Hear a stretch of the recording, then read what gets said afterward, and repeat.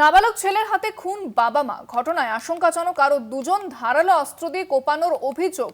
ধূপগুড়ি ব্লকের গাদং ২ নম্বর গ্রাম পঞ্চায়েতের ঘটনা।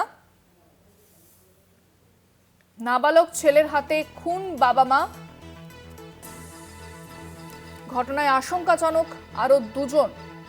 জলপাইগুড়ি ধূপগুড়ির ঘটনা, আশঙ্কাজনক আরো দুজন ধারালো অস্ত্র দিয়ে কোপানোর অভিযোগ।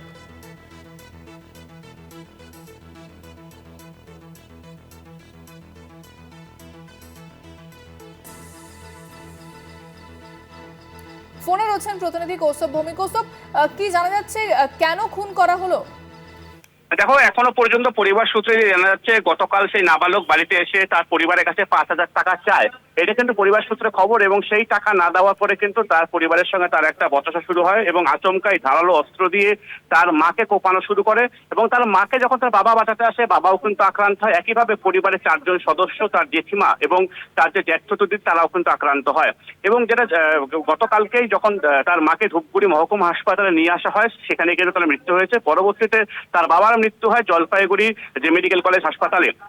ইতিমধ্যে পুলিশ সমস্ত ঘটনা তদন্ত শুরু করেছে, এবং যেটি জানা যাচ্ছে সেই যে নাবালক রয়েছে তার কিন্তু মোবাইল গেমের প্রতি একটা আসক্তি ছিল, এবং দীর্ঘদিন থেকে মোবাইল গেমের প্রতি তার আসক্তি চলছিল। পরিবার সূত্রে কিন্তু এমনটাই জানা যাচ্ছে। তবে কি কারণে সে এই ঘটনা ঘটালো সেটা কিন্তু এখনো পর্যন্ত পরিষ্কার নয়। তুমি জানো যে গতকাল এই ঘটনার পর সেই যুবক নিজেও কিন্তু একটা স্কুটি চালিয়ে দুর্ঘটনার কবলে পড়ে, এবং তার মুখ দিয়ে ফেনা বেরোতে দেখা যায়। প্রাথমিকভাবে অনুমান করা হয়েছিল সে বিষ পান করে আত্মহত্যার চেষ্টা করেছে, তবে এটা এখনো নিশ্চিতভাবে বলা যাচ্ছে না। এই মুহূর্তে সেই যে নাবালক, সেই চিকিৎসাধীন রয়েছে। পুলিশ পরবর্তীতে সুস্থ হলে তাকে জিজ্ঞাসাবাদ করবে।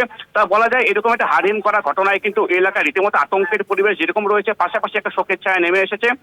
তার মায়ের দেহ ইতিমধ্যে জলপাইগুড়ি মর্গে পাঠানো হয়েছে ময়নাতদন্ত করার জন্য। সমস্ত ঘটনা তদন্ত শুরু করেছে ধূপগুড়ি থানার পুলিশ। ইন্দ্রাণী। ধন্যবাদ কৌস্তব।